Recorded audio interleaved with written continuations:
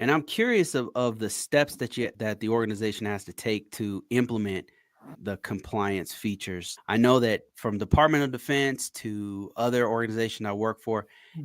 it really depends. If it's a smaller system, it could take a couple months or whatever to implement it.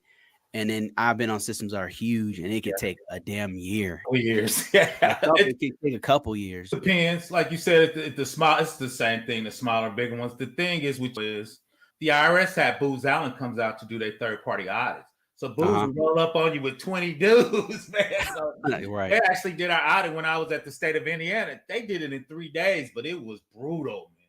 So what they do is they come get your policies, procedures, run your Nexus scan, then they compile it all. Then they have a final meeting, and you be like, you got 1,000 findings, but one another critical. So you got a provisional ATO, provisional authority to operate, continuous monitor, fix these things, but you can do work for the IRS. So that's how they did it. Booz Allen was to come in, man, like the mafia. They come in 20 dudes deep. And they entered the infrastructure, the DBA's guys, the compliance director. They looking out. They want your policies and procedures 3 days before it. You've Yeah. been there, so they come in like a gang, man. It'd be like, and it'd be brutal.